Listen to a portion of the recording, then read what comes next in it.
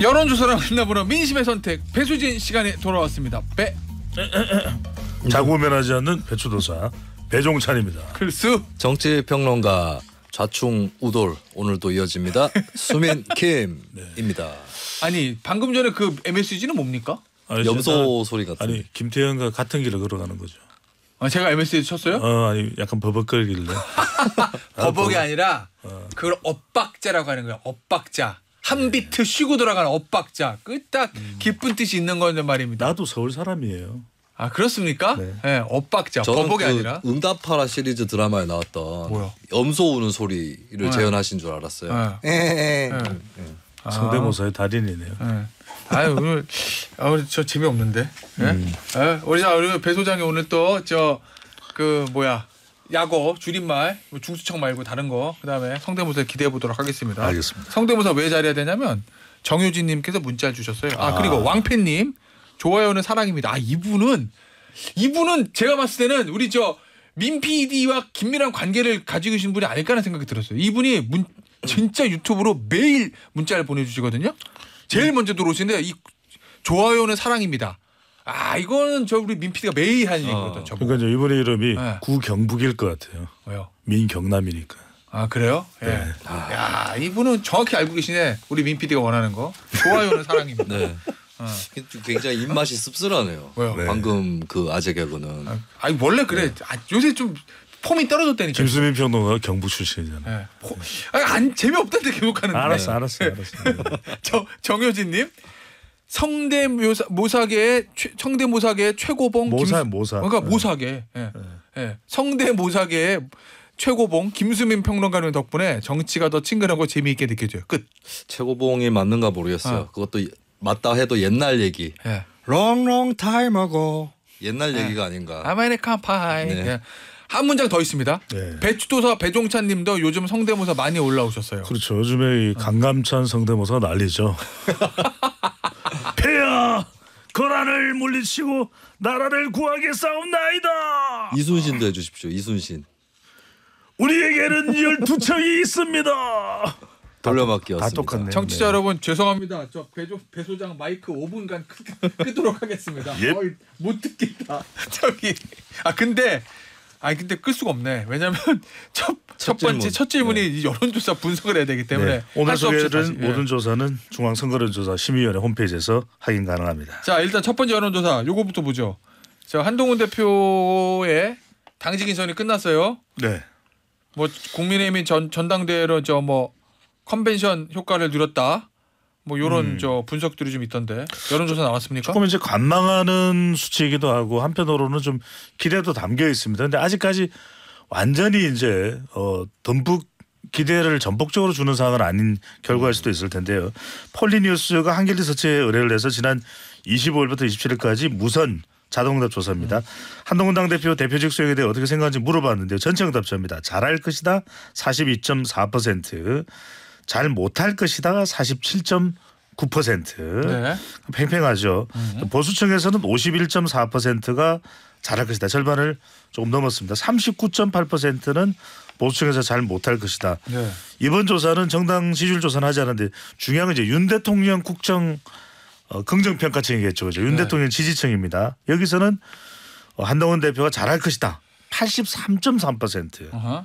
부정은 11%로 나타났어요. 그런데 이 분석을 해드리면서 자꾸만 이제 이 청취자분들이나 이제 유튜브 시청자분들이 궁금해하시는 것은 윤한 갈등인데 왜 윤 대통령 지지층들이 한동훈 대표에 대해서 매우 지지가 높으냐? 이건 양쪽 지지층 모두가 공통점이 있어요. 뭐요? 변화를 원한다. 그러니까 윤 대통령 지지층도 잘 되기를 원하고 국정 운영이 한동훈 대표도 당정 운영이 잘 되기를 원한다. 그렇다면 변화. 이 변화는 한동훈 대표 지지층이나 윤석열 대통령 지지층은 공통점이에요. 그럼 이 얘기인 거예요? 그러니까 지지층들은 서로 반목하는 상태가 아니다. 지지층들은 그 얘기는 윤석열 대통령에 대한 적극 지지층도 입장에서 윤석열 대통령이 잘 돼야 돼? 그러면 정권 재창출이 돼야 돼? 그럼 어떻게 해야 되지? 한동훈 대표밖에 없어. 그러면 한동훈 대표의 변화 여기에 힘을 실어줘야 돼. 이렇게 간다는 얘기인가요? 지지층이 반목하는 속하지 않는다를 뛰어넘어서 저는 예. 그냥 거의 하나다라고 봅니다. 하나다. 예, 그러니까 지지층은 윤석열 대통령 이게 지지층이랑 한동훈 비슷한 대표. 것이 문재인 전 대통령하고 예. 이재명 전 대표 예.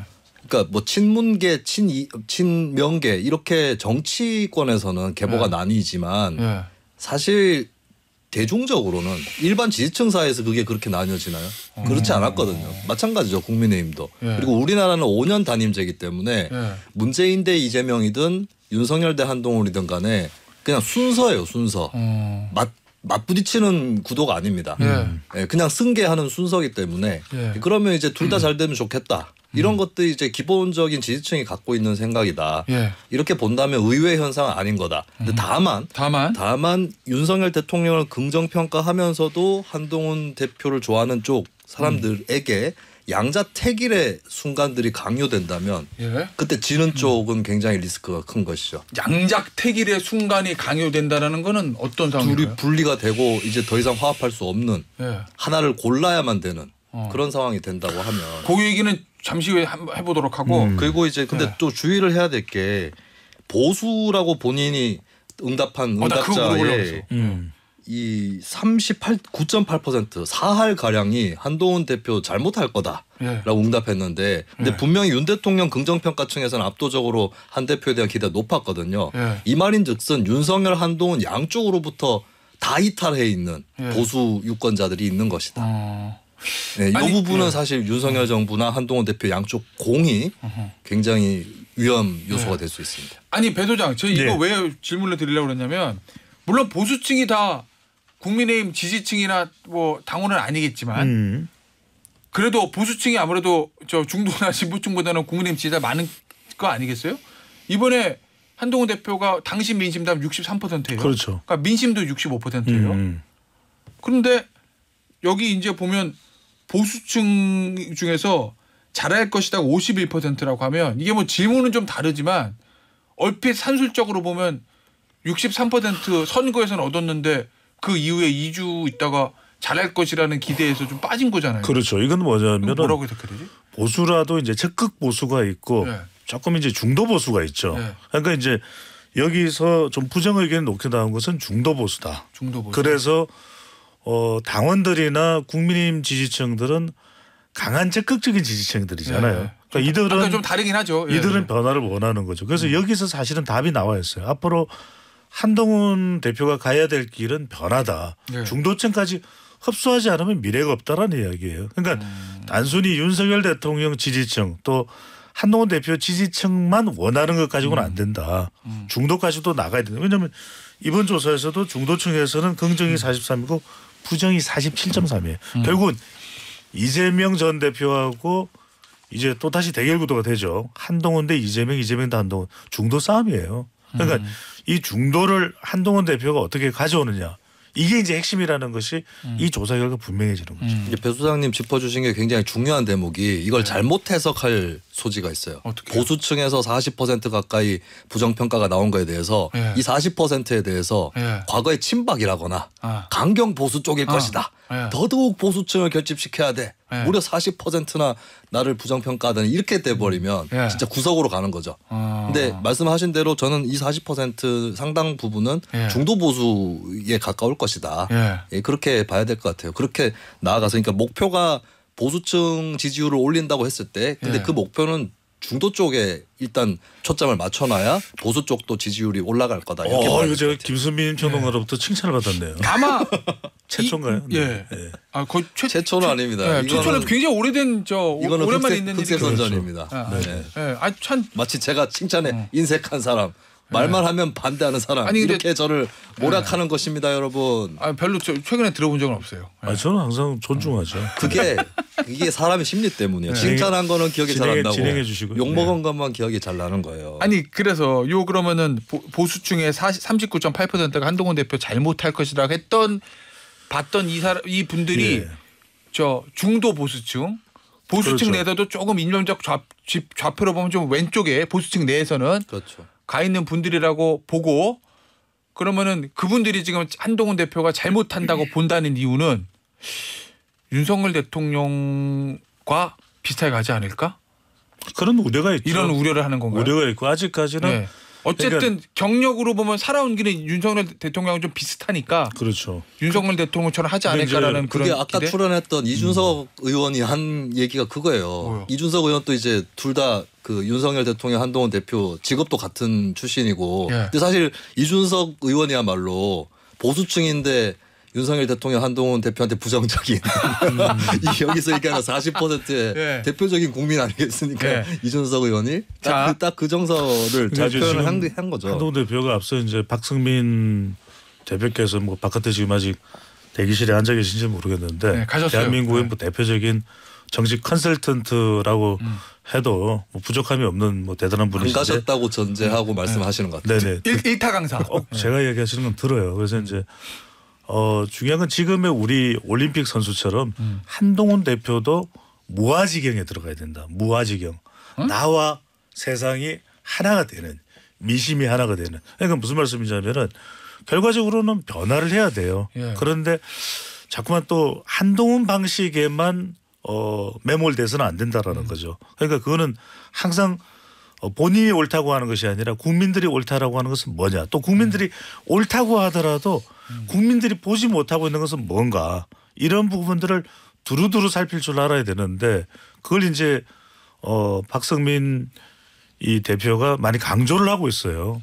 각종 방송에 나와서. 그래서 저는 무아지경이 되라. 마치 뉴 어펜저스처럼 이 칼을 들었을 때는 펜싱 검을 들었을 때는 바로 뭐라도 우리가 정확하게 찌르려면 엄청난 집중을 해야 되잖아요. 그 정도의 한동훈. 왜냐하면 시간이 지나면서는 한동훈 대표, 윤석열 대통령은 한동훈 대표 쪽에 무기가 실릴 수밖에 없어요. 그런데 그걸 어떻게 힘을 싣느냐가 중요한 거죠. 그냥 막 윤석열 대통령하고 싸우면서 피투성이가 되는 모습 그거는 효과적이지 못하다는 것이 그럴 것 같아서 보수층에서 우려의 목소리가 잘 못할 것이라는 반대의 목소리가 있기 때문에 예. 그걸 이제 한동훈 대표가 잘해야 되겠죠. 자, 지금 저 댓글창에 한 가지 주제로 지금 찬반 의견들이 올라오고 있는데 이것 때문에 그런 것 같습니다. 이 보수층의 39.8%가 잘못하고 있는 것이다. 네. 요걸 우리가 해석할 때 이분들은 중도 보수에 가깝고 그러니까 보수층에서 중에서는 이념적 좌표는 좀 좌측이 있으실 거고 네네. 아마도 한동훈 대표에게 잘못할 거라고 보수층에도 보는 이유는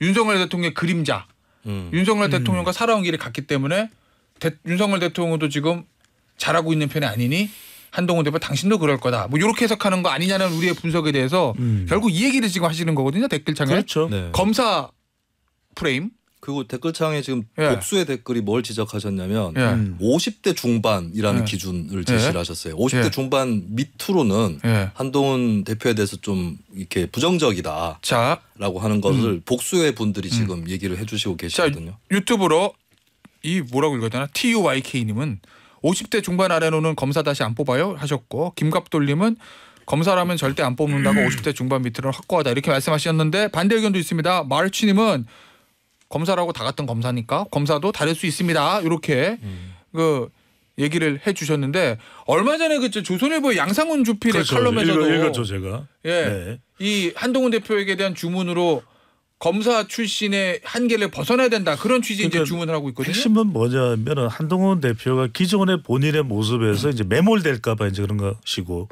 이 양상훈 조선일보 주포의 핵심은 뭐냐면 한동훈 대표가 대권 주자가 된다면 이재명 전 대표가 지금 당 대표 후보자가 대통령이 될 것이고 이재명 전 대표가 아니라 다른 누구라도 민주당 후보로 나오면 국민의힘 쉽지 않을 국민의힘은 어려울 것이다. 그 지점에서 한동훈 대표가 출발해야 되는 제가 이런 말씀드릴게요. 오늘 워낙 박승민 대표께서 세 가지 이야기를 제가 제 트레이드 마크인데 세 가지를 말씀드리면 첫 번째 한동훈 대표가 버려야 될 세 가지. 첫 번째는 검사. 두 번째는 서울법대. 세 번째는 스타카토 합법. 이걸 버려라. 왜 버리냐면 결과적으로 이런 것이 기존의 전형적인 모습에서 매몰돼 버리는 것이거든요. 그게 아니라 지금 전당대회 이후에는 뭔가 좀 화제거리가 잘 안 생기잖아요. 예. 뭐 인사 때문에 싸웠다 치다 왜. 그래서 뭐냐면 한동훈 대표가 가야 될 방식은 브레인 내가 아니라 하트 가슴으로 가야 된다. 또 하나 중요한 것은 오늘 저 김용태 의원 조선일보 인터뷰도 그런 얘기 좀 그렇죠. 있긴 하더라고요. 예. 근데 이 검사는 저는 이렇게 가야 되죠. 한동훈 대표가 자기의 직업이었던 검사가 아니라 민심을 검사해라. 민심을 검사해라. 예. 야 오늘 뭐 좀 네. 좋은 표현인데요. 그러니까. 예. 그러면은 결국 네.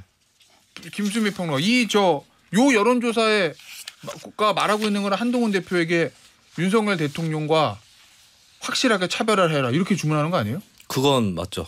예, 그거는 확실한 것이고 예. 사실 저는 이제 양상훈 조선일보 그 논설위원 칼럼에서 조금 예. 동의가 안 되는 부분은 이제 예. 이재명 대 한동훈이 됐을 때 예. 한동훈이 불리하다는 취지로 쓰셨던 것 같은데 예.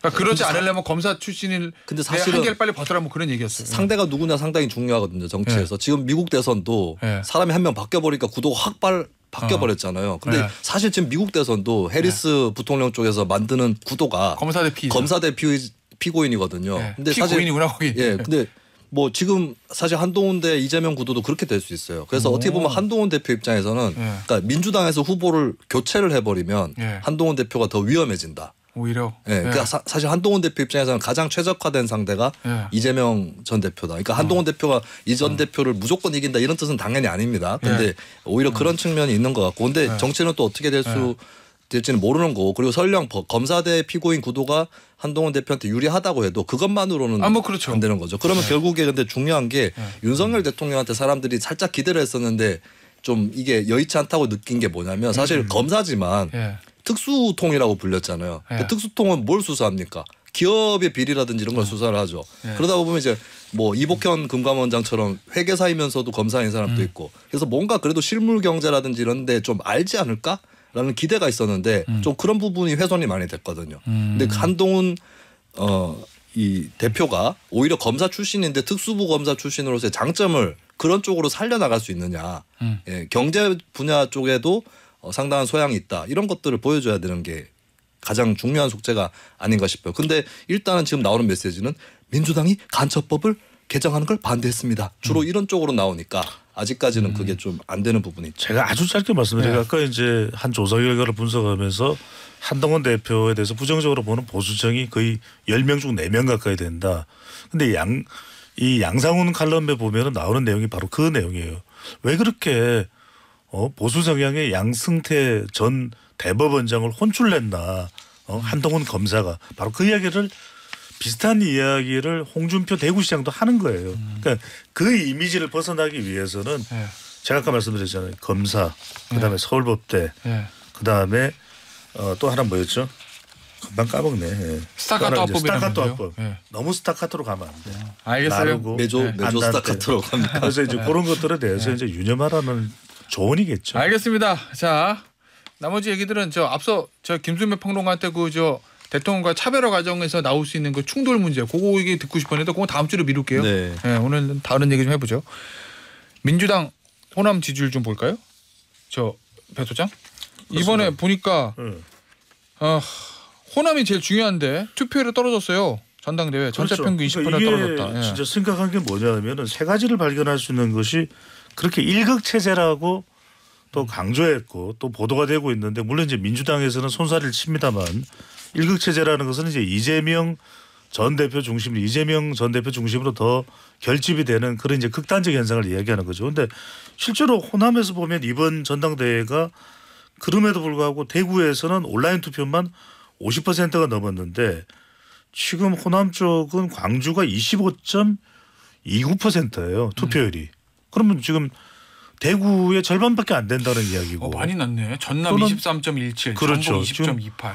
호남이 아성 아니겠습니까? 제일 중요한데 다른 지역에 비하면 득표율도 상대적으로 물론 뭐 아주 높지만. 야 오히려 대구가 1등이야. 이건 뭐야? 그러니까요. 그러니까 이제 9대명 이야기가 나왔잖아요. 90%대 대표 당선될 이재명 후보였는데 지금 이렇게 되면은 수도권에서 어떻게 나올지 모르지만 8대명 되는 거 아니냐. 80%대 대표가 될 이재명 후보. 그래서 또 하나는 이제 이런 가운데 심지어는 김두관 후보자인 경우에는 민주당을 뭐 집단 쓰레기에 비유하고 이제 지금 상황 자체를 하나에 더민주혁신회의를 전두환 하나에 정권을 하고 비교를 해버렸잖아요. 그러니까 이런 목소리가 과연 뭐 김두관 후보자 혼자일까? 그러니까 이재명 당대표 후보자가 이렇게 영향력이 센 건 현실이겠지만 과연 이게 이재명 후보자나 또는 민주당을 위해서 바람직한 것인가? 라는 이제 문제 제기가 계속해서 나오는 거죠. 이 대구 경북에서 투표율이 제일 높잖아요. 민주당 권리당원들이. 사실 민주당 입장에서는 네. 당세가 제일 약한 곳이잖아요. 이게 왜 그러냐면 왜요? 민주당에 대략 1, 2, 3세대가 있어요.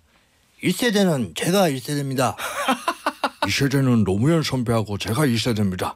3세대가 제가 3세대 그리고 386 세대들이 있죠. 이게 3세대거든요. 근데 야, 기가 막히다. TK 당원들은 한 번만 더 해주시면 안 돼요?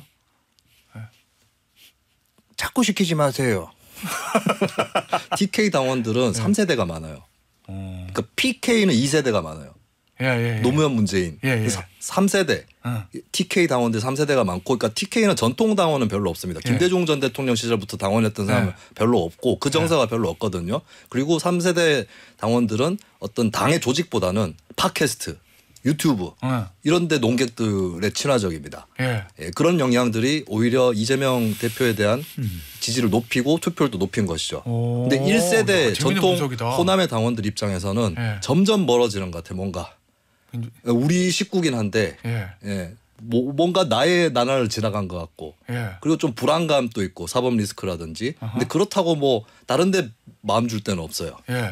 그러다 보니까 제가 떨어지지 않았습니까?